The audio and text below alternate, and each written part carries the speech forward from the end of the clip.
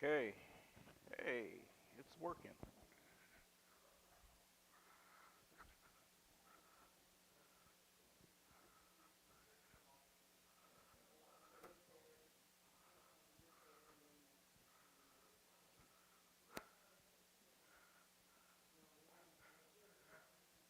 Yeah, they want to live here, but then they want to bring all their policies that made their state a mess to begin with. Yeah. Yeah. All right. Did we update the prayer list yet?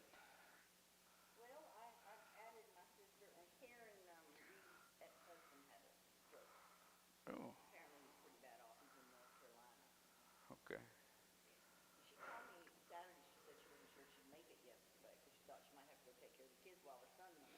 Mm, she was able to come. Good. Now, if we could figure out why my mic goes in and out, it, it might.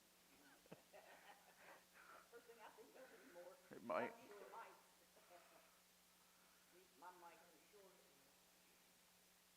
Huh? Oh, okay. Gotcha. Good. I don't know. I just know that it seems very loud when I'm down here. Am I loud on Sundays? No, I meant with the mic. No? Okay. All right. Well, I can't always promise that.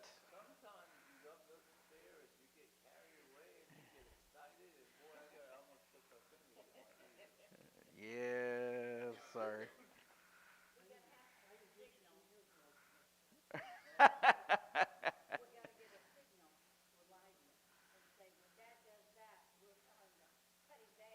Yeah. The biggest the biggest problem is when you're in that sound booth, everything muffles. And so you can't tell what everybody else is hearing.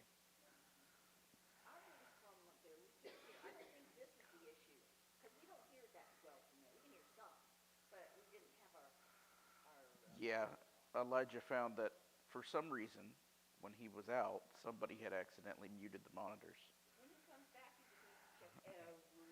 Yeah, I know. So, anyway. All right. Open us up in prayer, somebody. Brother Al.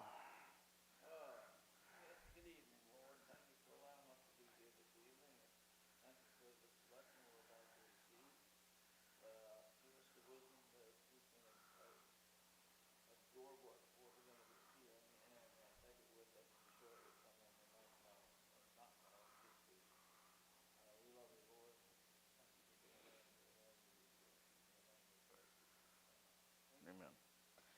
It has been a long journey getting from the disciples all the way up to where we're at now. And a sad journey as well. And to see how much tribulation that Christianity has gone through. When we look at the history of Christianity, um, and throughout the ages, throughout the 2,000 plus years that we're dealing with in history, if it weren't from God, you would think that it would have just fallen by the wayside because it's the most persecuted religion that I have seen on the planet in history. Most persecuted, one of the most persecuted peoples that I have ever seen. And for it to continue to even this day and to be as large as it is, and to continue to be persecuted throughout all of history, it blows your mind, really, of how much Christianity and Christians have gone through. But we're going to look at lesson 19, and then we've got, I believe, two more, and then we're done. And then we'll be starting on spiritual warfare. And tonight's lesson is Christianity in North America.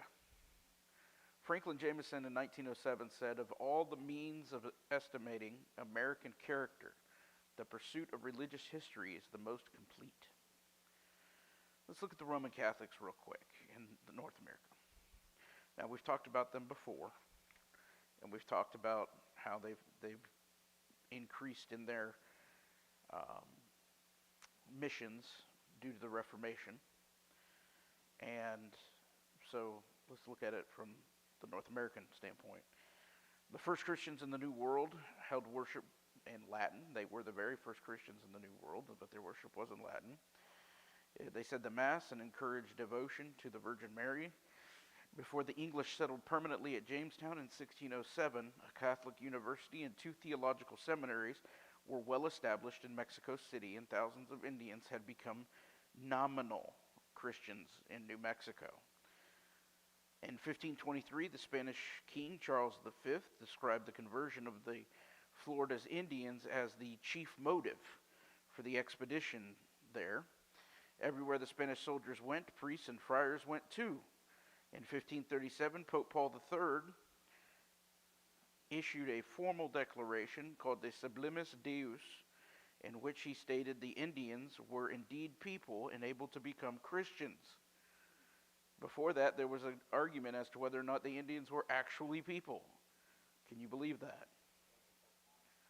In the 17th and 18th century, the Franciscans took the lead in establishing a Christian presence in California. The Anglicans. The Anglicans gave the first permanent English colony in America, and it was founded on May 14th, 1607, on a peninsula of the James River in what is now the state of Virginia. The colony was named after King James I of England, and here the first representative government in America was begun. Here the first black people were brought to the American colonies. Although this was primarily a secular affair, it did bring about the foundation of Anglicanism in America. James I had included instructions in the Virginia's company's charter for, and I quote, "propagating the Christian religion to such people as yet live in darkness and miserable ignorance of true knowledge and worship of God." Among the settlers was Robert Hunt, a chaplain who was the first to give the Lord's Supper to the colonists. John Wolfe married the legendary Pocahontas, partly to make her a Christian.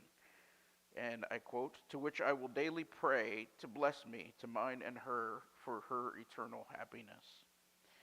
The Anglican Church remained as the established church of this colony, and finally also became the established church in parts of New York in 1693, in Maryland in 1702, in South Carolina and Georgia in 1758. Bless you. And of course, we've heard a lot about the Puritans and Congregationalists, but especially amongst what we call the Pilgrim Fathers. The Pilgrims left England because the English king, James I, did not permit freedom of religion. Leaders among the Pilgrim Fathers had been members of a small congregation of separatists. They had gathered to worship in secret at William Brewster's manor house in the village of Scrooby in Nottinghamshire. They were spied upon, found out, and persecuted. They determined to seek a home where they could worship as they chose. So they fled to Holland in 1608. In Leiden, these farming folk founded a church and a religious community. And even with their religious freedom, they did not feel at home in the Dutch industrial and commercial city. Many had a difficult struggle to earn a living in unfamiliar work. Parents worried for fear their children would grow up as Dutchmen. And after long discussions, they decided to go into the wilds of the New World, where they might keep their native language and their customs. 3 years were spent making necessary arrangements.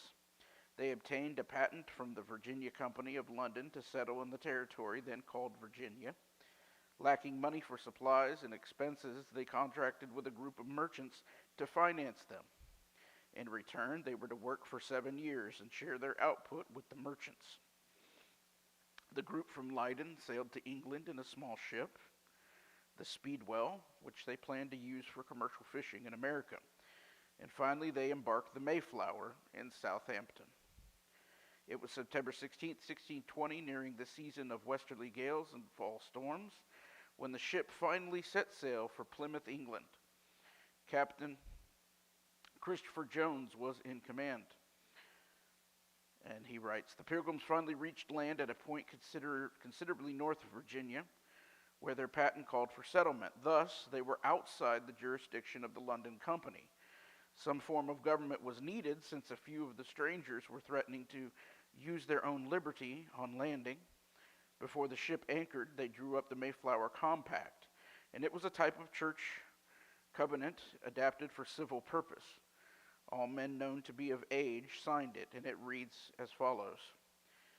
In ye name of God, amen, we whose names are underwritten, the loyal subjects of our dread sovereign Lord, King James, by the grace of God, of Great Britain, France, and Ireland, King, defender of faith, etc., having undertaken for the glory of God and advancement of the Christian faith and honor of our King and country, a voyage to plant the first colony in the northern parts of Virginia, do by these present solemnly and mutually in the presence of God and one of another, covenant and combine ourselves together in a civil body politic, for our better ordering and preservation and furtherance of the ends aforesaid, and by virtue hereof to enact, constitute, and frame such just and equal laws, ordinances, acts, constitutions, and offices from time to time, as shall be thought most meet and convenient for the general good of the colony, and to which we promise all due submission and obedience. The compact was one of the earliest plans for self-government by European colonists in America. You see, they didn't make it to where they were supposed to make it, so that's why they had to draw up a compact. I don't know. All right, December 21st, when they landed at their chosen spot, they called their settlement Plymouth Colony. During the first winter half of their company died. Nevertheless, they remained faithful. Elder and soon-to-be Governor William Bradford wrote, he wrote this, thus out of small beginnings greater things have been produced by his hand, that made all things of nothing and gives being to all things that are, and as one small candle may light 1,000, so the light here kindled hath shone to many, yea, in some sort to our whole nation. Let the glorious name of Jehovah have all the praise. During the Great Migration of 1628 to 1640, over 20,000 of persecuted Puritans fled from England to America, and that was their reason. Early New England included 4 Puritan colonies. They were Plymouth, which would range with Massachusetts Bay in 1691, Connecticut, and New Haven. They wanted society in all its expressions, personal, church, social, to glorify God. They saw the New World as a manifestation of the covenant by which God saved men. For them, the basis for a truly reformed church was the commitment of its members to God and to each other, something that we've lost as we've gone on. Well, they were going through some persecution to start with, and then moving here, half of them died. So Yeah, they really depended on each other and God. they Without that, they had to. when you have problems, where do you go? When you've got nowhere else to go. All right, some early important Puritan folks that you may have heard of before. William Bradford, 1590 to 1657. He was a North American colonial governor and historian. He was born in Austerfield, Yorkshire, England. He joined the Separatists at age 17. He was imprisoned for an attempt to leave England, but finally reached Holland, sailed on the Mayflower for 30 years. He was the governor of Plymouth Colony, whose success was due chiefly to him. John Winthrop, 1588 to 1649. He was the first governor of the Massachusetts Bay Colony, was an English Puritan named John Winthrop. The colony's early success was largely the result of his skill, his wisdom. To him, the city of Boston owes its founding. If it weren't for him, we wouldn't have Boston. John Winthrop was born in Suffolk, England on January 12, 1588. From well-to-do parents, he was one of 9 children and the only boy. He was a cheerful child despite the severe discipline of his Puritan parents. When Winthrop was 14 years old, he enrolled in Trinity College in Cambridge, but left it at 17 and never graduated. Eventually, he did become a lawyer and soon had a successful practice in London. Winthrop was unhappy with the economic, political, and religious conditions in England. In 1628, he became interested in joining a group of Puritans who were making plans to emigrate to America, and he soon became an executive of their new corporation. On October 20th, 1629, Winthrop was chosen its governor, and on March 22nd, 1630, he embarked for America in the Arbella. On June 30th, 1630, the ship arrived at Salem, Massachusetts. He first established his colony at Charleston. Lack of water there caused him to relocate on the nearby peninsula of Chomut, later called Tri-Mountain, and eventually Boston. The west of Winthrop's life, if I could get to my note on that. But anyway, the rest of his life was devoted to, and I quote, working for the good of the infant colony. Except for brief intervals, he served as its governor until his death. So he would spend some time on as governor and some time off as governor. Winthrop was married 4 times and became the father of 16 children. He died on March 26, 1649, and was buried in Boston King's Chapel graveyard, where his grave can still be seen to this day. One of his best contributions to the future growth of the nation was the founding in 1643 of the New England Confederation. He served as the first president of that confederation. Winthrop's journal, which is also called The History of New England, is a very valuable historical record of life in the American colonies of the time. John Davenport, 1597 to 1670, known as Puritan Divine, born in Coventry, England. He left England in 1636 after ecclesiastical disagreements. One of the founders of New Haven, Connecticut, where he was minister for 30 years. In 1639, he created a commonwealth based on the Bible in which only church members were allowed to vote.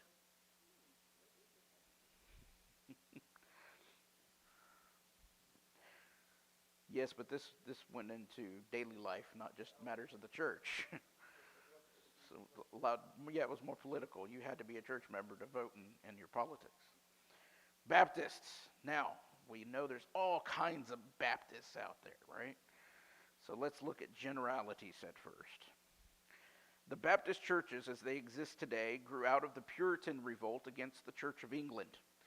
From the beginning, there were 2 major groups. Particular Baptists believed that Christ died to atone for the sins of a select few and who baptized by immersion. General Baptists believed that Christ died for everyone and baptized by pouring out water. Both groups believed that the Baptists should follow the example of the early New Testament Christians as much as possible. To them, this meant that the churches should be self-governing groups composed of baptized believers. The keen Baptist interest in the separation of church and state goes back to this earliest Baptist principle. Religious persecution led a group of people who did not agree with the Church of England to move to Holland in 1608. There in 1609, John Smith and 36 others formed the first official Baptist church group. In England itself, the number of Baptists increased quickly between 1640 and 1660. After 1660, religious persecution under the Stuart king forced Baptists underground. Some moved to the American colonies. Roger Williams was expelled from Massachusetts for his religious views. Well, he founded the first American Baptist church at Providence, Rhode Island in 1639. The General Baptists never really took hold in the colonies, but the particular Baptists did well, especially in the New York, New Jersey, Pennsylvania, and Delaware. In the 18th century in the United States, a wave of religious revivalism and further, known as the Great Awakening, brought many converts to the Baptists. One estimate is that just before the American Revolution, there were 494 Baptist congregations in the colonies. Just 20 years later, the number had grown to 1,152 congregations. That's a lot for the time period. Presently, the Baptists constitute a worldwide membership of more than 35 million. By far, the major concentration of membership is in the United States. Of the 5 major Baptist groups or conventions, the Southern Baptist Convention is the largest with more than 14 million members. In order of size, the other 4 conventions are the National Baptist Convention. They have 5 million members. The National Baptist Convention of America has 2.5 million. The International Baptist Bible Fellowship, 1.4 million. And the American Baptist Churches in the USA, with a membership of about 1.5 million. In addition to these groups, there are at least a dozen smaller ones, including the American Baptist Association, the Baptist General Conference, the Baptist Missionary Association of America, the Conservative Baptist Association of America, the Free Will Baptist, the General Association of Regular Baptist Churches, the National Primitive Baptist Convention, the North American Baptist Conference, the United Free Will Baptists, and the Old German Baptist Brethren, and there's even smaller ones known as Reformed Baptist.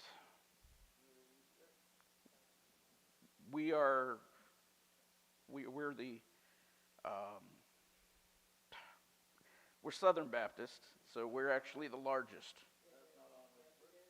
Yes, it is. Very first one. That's us.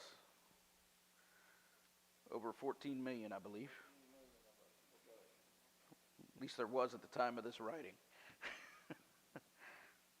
Methodists. Methodism in North America. Without the knowledge of John Wesley, 2 Irish immigrants established Methodism in North America. Robert Strawbridge settled in Maryland in about 1760.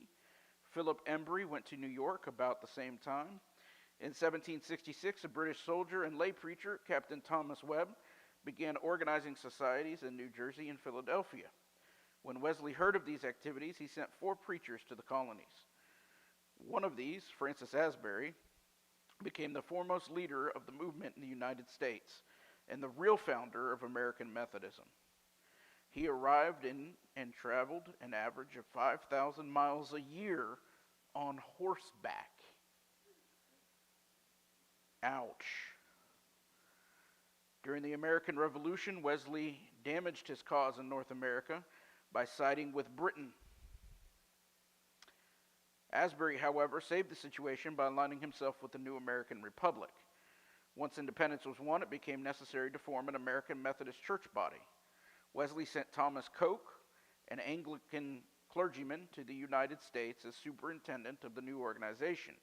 It was formed at the Christmas Conference, which convened in Baltimore, Maryland, on December 24th, 1784. The Methodist Episcopal Church was organized with Asbury and Coke as joint superintendents. To Wesley's annoyance, both men soon allowed themselves to be called bishops, hence the use of the term episcopal, from the Greek word for bishop or overseer. In 1792, a general conference was formed to be the law-making body for the church. By 1796, it became necessary to divide the country into separate conferences. Some early Methodist leaders: Francis Asbury, 1745 to 1816, was a Methodist bishop. Francis Asbury was born in Hempstead Bridge, England, on August 20th, 1745. He was licensed as a preacher at age 21 and admitted to the Wesleyan Conference. In 1771, he was sent by John Wesley as a missionary to America, where he covered thousands of miles each year as a circuit rider. Everybody know what a circuit rider is? Traveling preacher, and he always went at the same circle every year. So you may see him once a year, but you were sure to see him once a year. At the organizing conference of the Methodists in December 1784, he was named superintendent.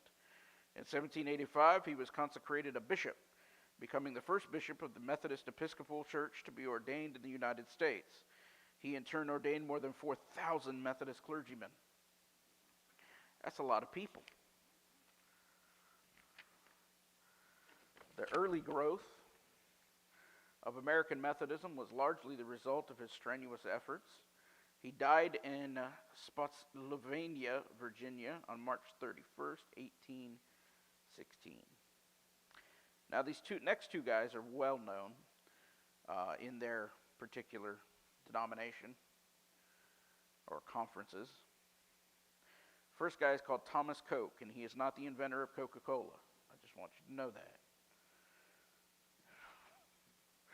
In 1747 to 1814, he lived.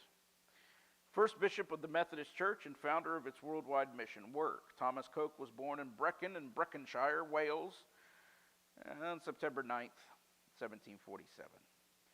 He actually was ordained an Anglican priest in 1772. After meeting with John Wesley and conducting some open-air meetings in 1776, he was dismissed from his parish. He became a Methodist the following year. He was named superintendent of North American missions in 1782. He'd made 9 visits to North America and was named a bishop there in 1787. He died on May 3rd, 1814, on board a ship en route to Ceylon, India. George Whitefield, also known as Whitfield, but really it's Whitefield. Anyway, 1714 to 1770. Whitefield was born in Gloucester, England. There we go. On December 16th, 1714. He attended Pembroke College, Oxford, where he came under the influence of John and Charles Wesley, the founders of Methodism. He earned his degree in 1736, became an Anglican deacon or priest in 1739, and in 1738 was asked by John Wesley to go to Georgia as a missionary. After 3 months in Savannah, Whitefield returned home. Depends on which 3 months he was there, with the mosquitoes and the... No, I'm just kidding. Yeah, June through August, not a good time. The Anglican clergy did not welcome him to their pulpits because of his connection with the Wesleys. Remember, the Anglicans and the Methodists did not get along. He therefore began a series of open-air revivals, which attracted thousands of listeners. The remainders of his life was spent in religious tours of the British Isles and the American colonies. During the Great Awakening, he preached very successfully in North America. He made 7 preaching tours of the colonies between 1738 and 1770.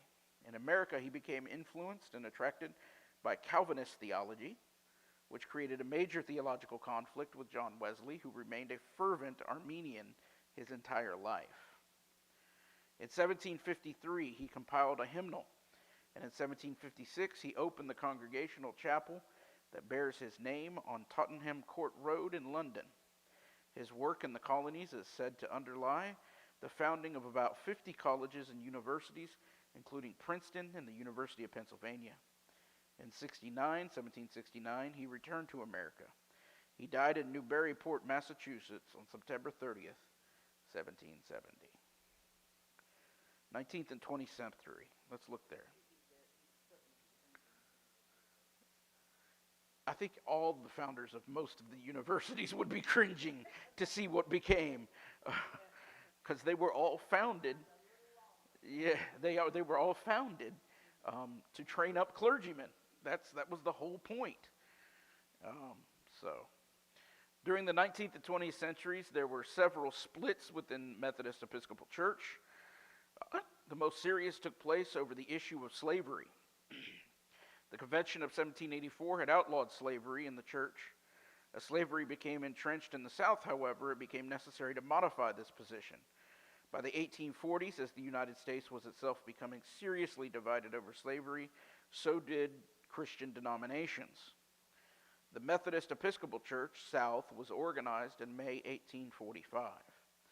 In the North, many blacks had formed their own Methodist organizations. The African Methodist Episcopal Church, led by Richard Allen, was organized in 1816. The African Methodist Episcopal Zion Church was founded in New York in 1821. Both arose because of friction between whites and blacks attending the same churches. A third black organization was founded after the Civil War, and it was made up of members who withdrew from the Methodist Episcopal Church South Today it is known as the Christian Methodist Episcopal Church. Attempts to reunite the Methodist organizations moved slowly. By 1905, the northern and southern branches were using a common hymnal and worship service. During the 1930s, a plan of unification or union was forged to bring together the Episcopal Methodists and the Methodist Protestants. The latter group had broken away in 1830 over the issue of using bishops to govern the church. Finally, in May 1939, the Methodist Church was formed, bringing together the Northern and Southern Division and the Methodist Protestants. In 1968, a merger with the Evangelical United Brethren created what is known today as the United Methodist Church. However, and what I didn't add to this, is now there is a split in the United Methodist Church, and it's not over race relations. It's over conservative theological issues versus liberal ideologies. We're finding that the Methodist Church, these churches are owned by the United Methodist organization, land, property, the whole bit. They're not Congregationalists like we are. They're not independent like we are. But they did vote, and they have made it so that churches can buy their way out of being United Methodist and become independent. A lot of churches have taken that opportunity to leave, and it's all the conservative churches that are leaving, especially in Africa. Most of your conservative United Methodist churches are in Africa. And if it had not been for the African votes, the United Methodist Church would have gone liberal a long time ago. That is a problem that we are having. We are finding that a lot of our, not a lot, but a good number, a good portion of Southern Baptist churches that are conservative have made noise that they're leaving. Not that they actually have, but they're making the noise that they're going to.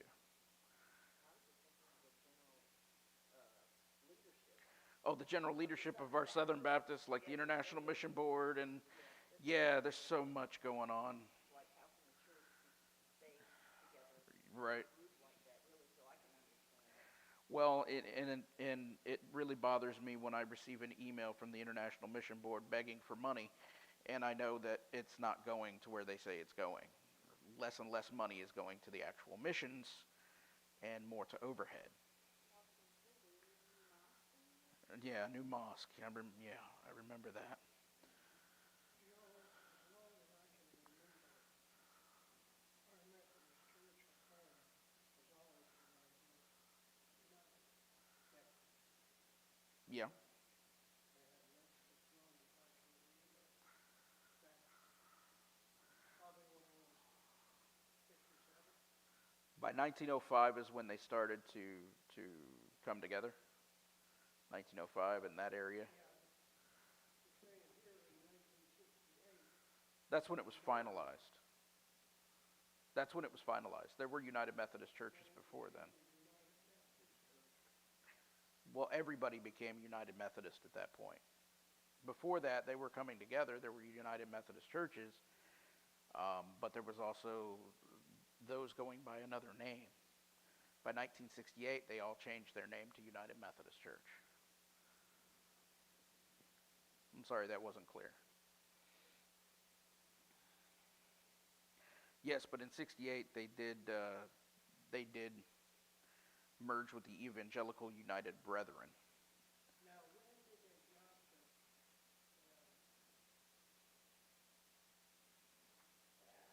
the Methodist South, the Episcopal portion, yeah. I have no idea. Now, there is an Episcopal church. There is Episcopal Church, but it's different than the Methodist Episcopal Church. They dropped that when they started to come together.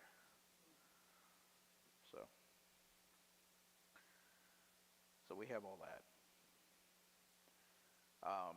But yes, there are the United Methodist Church as it stands today does ordain homosexuals, and as long as they're not practicing, I think it is. I'd have to get more information on that. But we know that they ordain women as well, and they have for a long time. How could they be one, how could they be gay or lesbian? And not practicing? Yeah.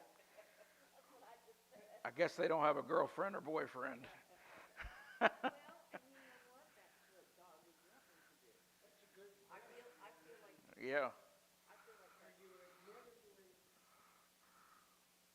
I'm gay, but I don't, and I don't like women, but I'm not, but I don't like men. I don't do it. But I'm not dealing with it. I'm celibate. Yeah. Riding the fence. Yeah, you're riding the fence theologically, for sure. And that's where we are. Believe it or not, we have a group now in the Southern Baptist Convention that gets invited to a lot of the big convention things, and they are, what do they call themselves? I can't think of the name, but they say they are same-sex attracted, so they're gay, but they don't act on it knowing that it's not God's will. But they state that they can't change. well, they probably can. God could do it. They need to be, you have to be willing to let God. But see, they don't believe that God has called them to change. They believe God has made them that way, but that He doesn't want them to act on it. How do they know they are then if they, lack of a better word, never tried it? Read a book? I don't know. I don't know. They're just, that's why they call it same-sex attraction, I guess. That's like saying I like heroin and marijuana, but I've never tried it. Right. I like heroin or marijuana, but I've never tried it. Yeah, that is like saying that. Yes, you're not saying you're a junkie, you never tried drugs either. Yeah. You know, I like the smell of cherry blend tobacco in a pipe, but I don't smoke pot. Never have. Well, that doesn't mean though that they haven't ever said it. Yeah, They backed away. that just means they backed away. Right. Right. I've I think tried. that's the only way you could say something. Yeah. So it's a mess, and the fact that we as Southern Baptists are allowing these kinds of organizations to become prominent in our convention is a sad state of affairs. Well, I think we definitely need to have gay people in church, but they just can't be in teaching positions and things like that. But they need to be here.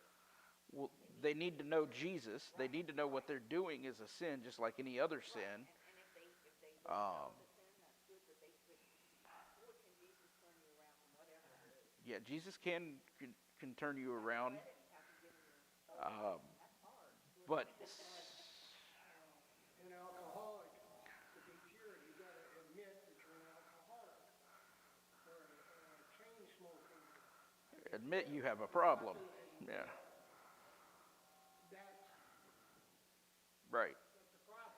Just like if you're fat like me, you've got to admit that you have a gluttony issue, which I have admitted to myself. Yes, it does. Yes, it does. But first, you have to admit it. Then you have to take action for it, and I'm working on that. So, all right, let's move on to the Presbys, also known as the Presbyterians.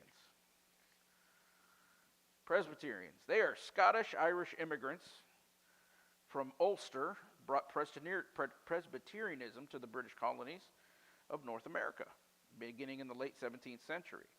Apart from Puritan congregations that used the Presbyterian form of government, the first churches were founded in Pennsylvania, Maryland, and Delaware. During the colonial era, the Presbyterians were split into two segments. In 1741, by the Great Awakening, the two groups were the New England, or pro-revival, and the Scottish-Irish, or anti-revival. The New England group grew rapidly during the next few years because they were pro-revival. In 1758, the groups reunited But by then, the number of Scottish-Irish immigrants was increasing greatly, and they soon outnumbered their New England rivals. During the years 1785 to 88, a national governing body, the General Assembly, was formed.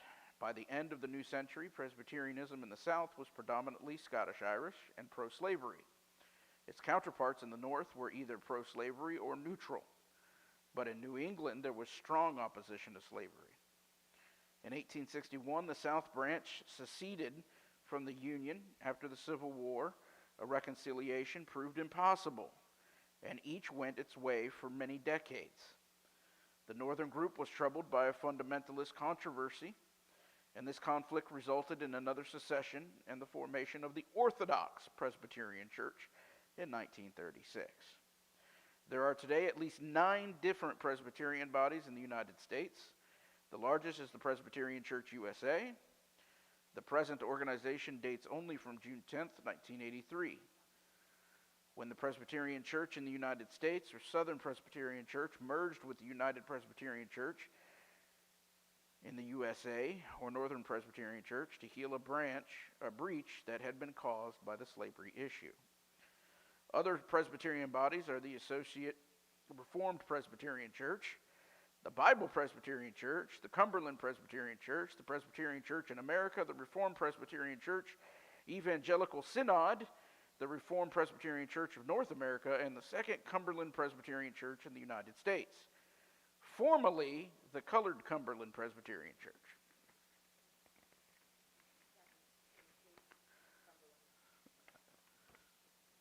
I guess. There's so many Presbyterian churches, I can't tell you what's what. I just know that a lot of them are very liberal today. First Great Awakening. Now, you're going to find that there are 2 Great Awakenings that we find in history in the United States. The major differences I find in the First Great Awakening versus the Second Great Awakening. The First Great Awakening had an emphasis on the Bible. Strong emphasis on knowing and living the Bible. The Second Great Awakening was more about sensing God, feelings. Kind of like what we see today.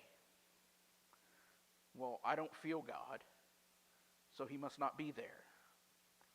Kind of deal. Or I do feel God, and look at all this ecstatic wonderment that's happening to me. We find that a lot in churches that are Word Faith, Charismatic, or traditional Pentecostalism. Huh? Yeah. Yeah, well, we're skipping the Presbyterians now. We're done with them. Somebody asked me if it's Presbyterian church and ended up being Pentecostal. I thought it was Maybe they were Presbyterian Pentecostal. I don't know. There's so many differences. Did you know that there is actually a Baptist-costal denomination? They are Baptist breakaways with classical Pentecostalism baked in. They're called the Baptist-costals. They want something special that other people don't. Do they speak in tongues too? Yes, the Baptist-costals do. Do everything that you can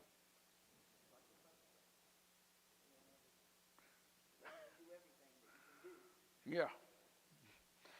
All right. First Great Awakening. Well, the First Great Awakening is meant a powerful religious revival in the North American colonies. It lasted from the 1720s to the 1740s, so about 20 years. Leaders included, who we've met before, George Whitefield, Jonathan Edwards, and William and Gilbert Tennant. It was part of a religious firmament that began in Europe and spread to the British colonies. The revival took place mainly among the Dutch Reformed, the Baptists, the Presbyterians, and Congregationalists. The chief emphasis was fear, the terrors of eternal damnation for non-believers. One of the most famous sermons of the time was Sinners in the Hands of an Angry God by Jonathan Edwards. If you've never really read the whole thing, it's really good. There's actually an emphasis on not just what's going to happen to the sinner, but on Jesus Jesus creating that bridge between us and God the Father. And we focus way too much on what he said about the sinners and not enough about what he said about salvation. So, anyway, that's just my personal take. Whitefield was an English clergyman who visited the American colonies several times. We know this. He preached to outdoor crowds because there was no building large enough to hold his audiences. That's mainly the reason. The Great Awakening had several results. It caused permanent divisions in some denominations, as some members supported the revival, while others condemned its emotionalism. So there were some emotional outbursts at times. It weakened the parish system because many people gave their loyalty to wandering preachers instead of to their home congregations. Gee, where have we seen that before? Yeah, now the wandering preachers are on TV. It inspired mission work among the Indians and stimulated the founding of schools. Princeton, Dartmouth, Brown, Rutgers, and other colleges were a direct result of this revival. Another major impact was democratization and the downgrading of authority structures, which fed the rebellion that grew into the American Revolution. Jonathan Edwards, and then we're going to end with him. But Jonathan Edwards, 1703 to 1758. He's known for his Puritanism. He is a New England Puritan, and he never had a more able or eloquent spokesman, nor conservative Christianity in America a more articulate defender than Jonathan Edwards. He is still considered one of the most brilliant theological minds ever produced in North America. I put him right up there with C.H. Spurgeon. Maybe even a little bit higher in my estimation. Edwards was born on October 5th, 1703 in East Windsor, Connecticut. He was the only son among 11 children. He was a graduate from Yale College in 1720. He remained there for 2 more years studying theology. And after a short time as a pastor in New York, Edwards returned to Yale as a tutor before accepting a position as an associate pastor in Northampton, Massachusetts, with his mother's father. He returned to Massachusetts with his mother's father, Solomon Stoddard. After Stoddard's death in 1729, Edwards stayed on there until 1750. From 1751 until 1757, he served a congregation at Stockbridge, Massachusetts, and then moved on to become president of the College of New Jersey, which is now known as Princeton University. He'd just taken up his duties there when he caught smallpox, and he died on March 22nd, 1758. The Puritanism of Edwards' day had become an easygoing affair that stressed moral self-sufficiency, the good life, and free will, while tending to ignore the darker aspects of human nature. It was against this that Edwards directed his attacks and emphasized the goodness of God and faith in him as the only means of salvation. In his most famous work, Freedom of Will, which was published in 1754, he said that people are free to do as they please and are therefore held morally responsible for their actions. His book, The Nature of True Virtue, in 1765, was a treatise on ethics. His sermons and writings were a major element in the last years of the religious revival known as the Great Awakening, which lasted from about 1720 into the 1740s. And these paved the way for more far-reaching revivals of the early 19th century.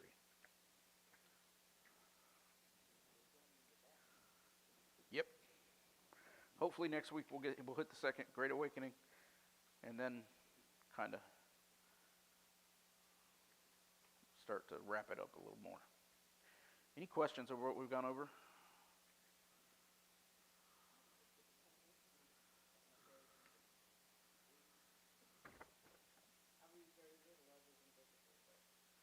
Yeah.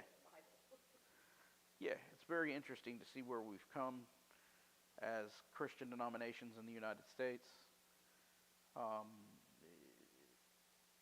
What's interesting is when they first came over, as we saw, specific churches became the church of specific colonies. And it stayed that way pretty much until we won our independence.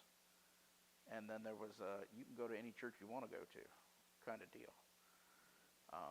It was not what it is today, where they call it freedom from religion, which is what it's become, but freedom of religion, meaning that it's not necessary that the state be completely separate from churches as far as their ideology, what Christianity is, those kinds of things. Pardon me, that's my insulin pod.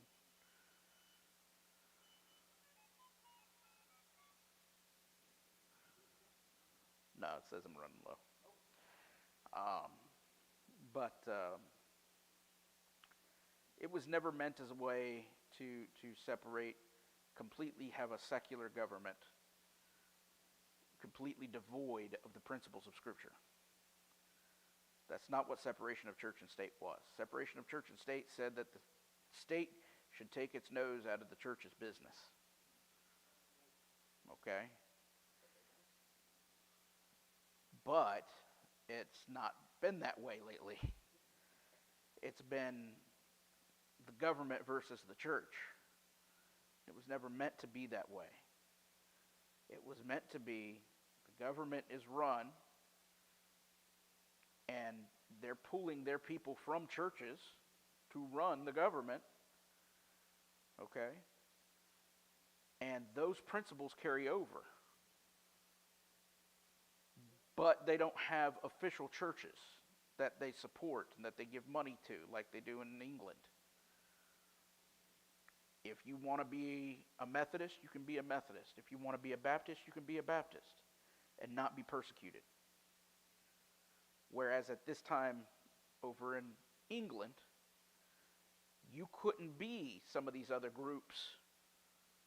Otherwise, you'd be persecuted because you weren't the official church of the land, such as the Church of England. Or for those places that were Roman Catholic at the time, or those places that were Lutheran at the time. You know, if you were something else, you were pretty well persecuted. So that's what they were trying to stop. And instead, the pendulum has kept going way too far. You said that maybe I'm mistaken. The Methodist churches, like Catholic, everything, Catholic church don't belong to the people that parish. All those, that church itself and all the buildings Right. belong to the Vatican. Right. Is that the same way you said that the Methodist is set up? Yep. So is the Church of God and Church of God of Prophecy. So all the Methodist churches. United Methodist churches are owned by their particular synod or So they could go either way then. what do you mean? You could either have one that's not owned by the committee, or you could have one you build yourself, right? But if you choose to be with the United Methodist, you give over control of that land and that property to them. If you're United Methodist. If you become United Methodist, yeah. Oh, but if you're Methodist, whatever, you don't have to. Well, right now you don't because you can buy your way out. Okay. The other quick question. That'd be like the Vatican saying Saint whatever down the street can pay them a fee, and now they're their own church. We don't have any say over them. But they would probably pull the preacher out. They would pull their preacher out, yeah. As long as the way I understood Methodism,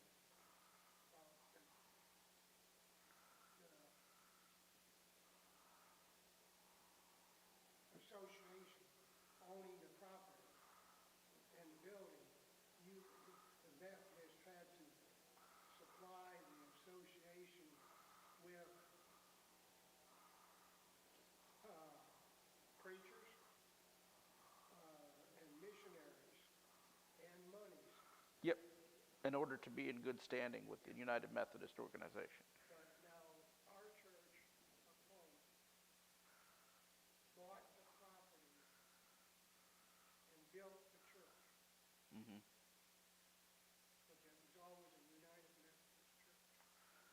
Then it was eventually deeded over to the United Methodists. Yeah, no, it was never given to the association. They got away with something they shouldn't have been able to. But isn't that's like a fee you pay to be able to use quote communion, right?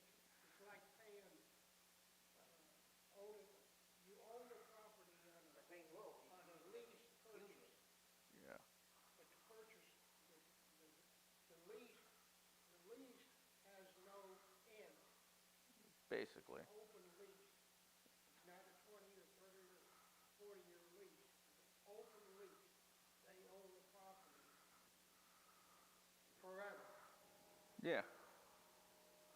And if you want to make improvements on the building, you have to have the association's approval. Of course. Yeah, you can't do anything You can't, yeah, without their approval. your hands are tied. Right. But any United Methodist church that becomes financially unstable, unsolvent, Solid. you know, um, it,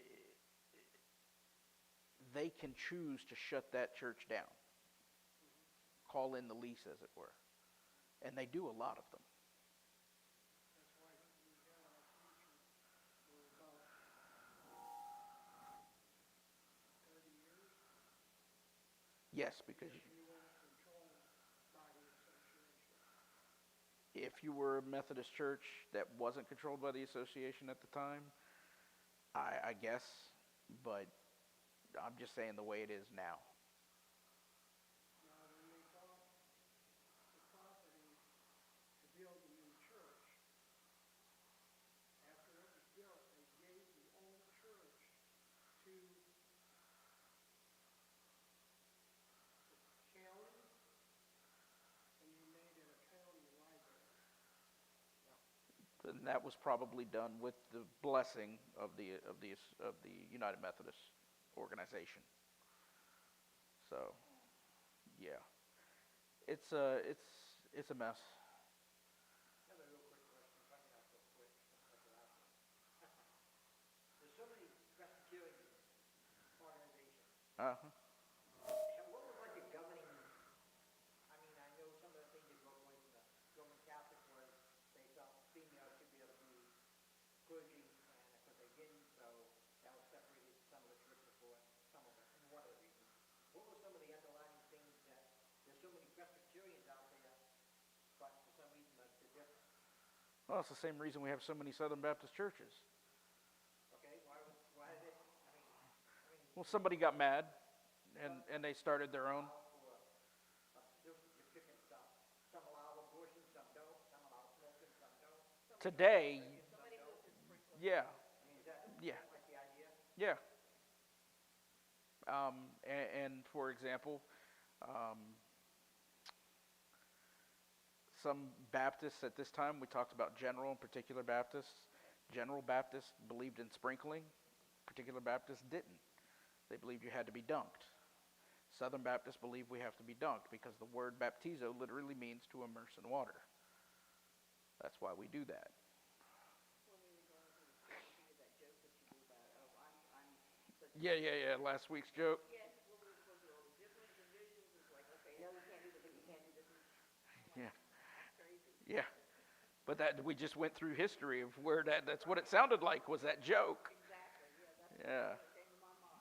Yeah. Of 1815 or 1912, you know. The only question, you may not have the answer to this one. You may have an answer, I don't know, or whatever, but with nowadays, one of the biggest canons that I see more now is like when I try to talk to my members of our family about the church here, it's a small congregation. So many people I talk to say they belong to a non-denominational church. What is a non-denominational church? I haven't figured that out yet. A non-denominational church is a church that is independent, rules itself, and is not affiliated with any other denomination. They're just an independent church. They're more than likely a Where do they get their liturgy from? The Bible? directly from Scripture, but most of them get it from the Southern Baptist Convention. Most of your non-denominational churches are breakaways from the Southern Baptist Convention. In our area, that's yeah. To me, it seems we have overpopulation of Except that. the You talk to somebody and you say, oh, I'm non-denomination. they Yeah. say, no, I got a non-denomination. I'm always curious, what is that last? And they don't know. They don't know the answer. No, they don't. So I'm just curious. I thought you. Yeah, I know the answer to that one. There's also breakaways from Church of God and Assemblies of God and Church of God of Prophecy and whatnot, and they just choose not to work with any denomination, and they get their teaching from where they broke off from. And a lot of your non-denominations are now word faith, where they believe, name it, claim it, blab it, grab it, it's yours. Yeah, I know there was a I think one of the churches was a Baptist church that had this big thing on that the woke and that LBQ. Yeah, LGBTQ stuff. Yeah. Yeah. Yeah. Well, even look at even with Pope now. Oh yeah. So interesting. Yeah. I ain't figured. Nobody's figured out him at all. No. And I'm Catholic. So people that I know have been Catholics like me all our lives, we ain't figured him out yet. No. No. Did you hear that he said there's multiple Jesuses? Yeah, but this ain't his first thing that in my opinion. I think he misspoke. I hope he misspoke when he said he did something. But anyway.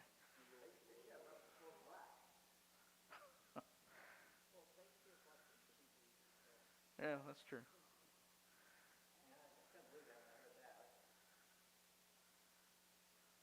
Okay. But yeah, there's multiple denominations out there, and yeah. Well, think about this. A lot of your churches, Southern Baptist churches, used to have Baptist in their name. We are First Baptist Church of Minneola because we were the first church that's Southern Baptist in Minneola, so we called ourselves the First Baptist Church of Minneola. Okay? There's a lot of First Baptist churches throughout the Southern, the Bible Belt. A lot of your churches today, such as First Baptist Sanford, took the word Baptist out of their name and changed their name so that you don't know where they came from or who they're affiliated with. Oh, I don't remember. Well, and it can get confusing. I think like over by where John and Vivian live, they have Claremont Baptist Church, but it's not First Baptist Church of Claremont. No, it's not. That's a different church. Yes, it can get confusing, I think, because Alan goes, "What? I thought it was over there." Yep. And they do that too. That's a good example. Claremont Baptist Church versus First Baptist Church of Claremont. Yeah. Totally different churches. When you say, like in DeLand, when you say Stetson Baptist Church, they think you're talking about First Baptist Church of DeLand because it's right next to Stetson University, whereas Stetson Baptist Church is not. It's further down. So it's naming conventions, non-denominational churches, denominational churches. It can be very confusing. Huh? It is. It is a power structure. It really is. I don't like you anymore because you want the color of the carpet red, so I'm going to go start my own church. That's what I mean. That's what I get. Half these people I talk to. It's like That's what's happened. We lost half of our church because they painted that door out there in green. And the ladies didn't like it. They threw a fit, so the husband said, all of them left. I mean, half of our church. I'm not sure. This is long time ago. Not much Christians, are they? I don't understand. So they went back to the First Baptist Church of Claremont. From where they came from. Because they had a trouble or something happened in the kitchen Yeah. where the utensils would part. That used to happen at. That was that way. I mean, like you said, they moved for that reason. Are they really Baptist or were they really Christian? Yeah, are they really Christians? I mean, when you look at it that way, I mean, Y- if that's what you're basing your premise on, a couple of like door coming in, Yeah, that's a problem. Well, why did yeah. why'd they come here in the first place? Because he didn't like somebody Over there. Over there. That's what I'm thinking. And then they left here because they got mad over here and went over there. We used to have that happen a lot with First Baptist Church of Paisley and First Baptist Church of Altoona. They're literally 5 or 6 miles from each other, and they would go back and forth in the late '80s, early '90s. So it was kind of a running joke. So which of my members do you have this week? Known everybody in both churches. You did for a while. And then those that didn't want to pay the gas mileage to go down there, they go to the United Methodist Church, which is a mile down the road. Yeah. Switch denominations on us a little bit. And then the United Methodist would come over to us because somebody got mad. I don't know what the feud was, but this is a break off the First Baptist Church. Yes. Originally it was. I don't rule never, but I know there was a bad friction, and it had to be something, had to be within the religious side for Earl to pull from that church. Because he's the one that had me going in there when I was like 5 years old.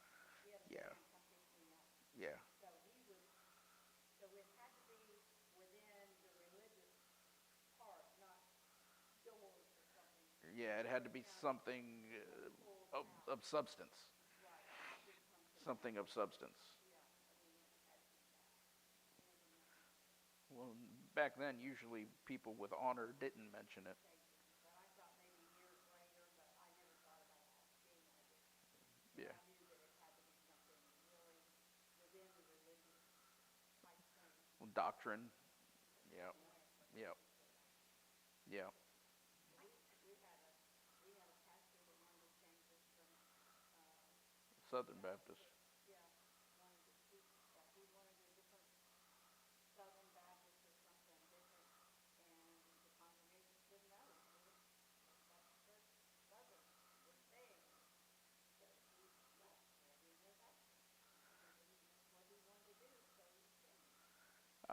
Yeah, I remember those. That was probably late '80s, about that time, early '90s. Yeah, that's when we had what's called the conservative resurgence in the Southern Baptist Convention. There was a lot of liberals coming in, and then at that time, our leadership by our leadership, I mean the International Mission Board and these other places started speaking to this problem. And so what happened was is all of your liberals started pulling out.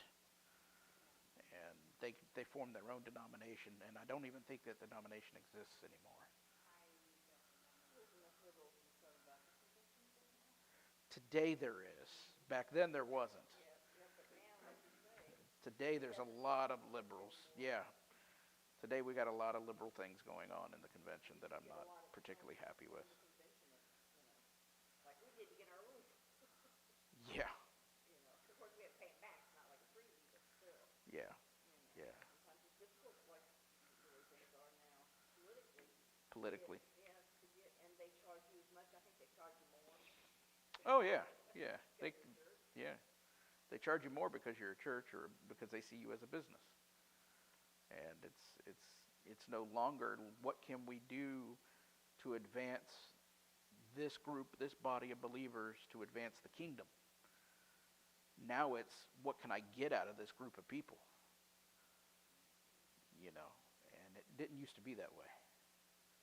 It used to be people came together, even on the outside in the business world, and would help a church out, especially your smaller churches. We had a Christian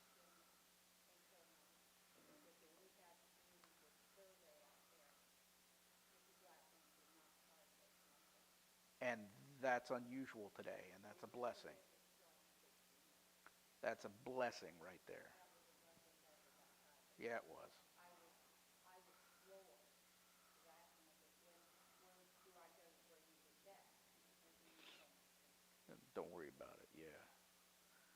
That's a blessing. saying, oh, he really needed that $2,000. Yep. Terrible. Yeah, but there are still strong Christians. There are still strong Christian businessmen out there. For example, the guy who did our roof, he did it at a whole lot less than what we could get anywhere. And his company still gives us $250 a month for outreach.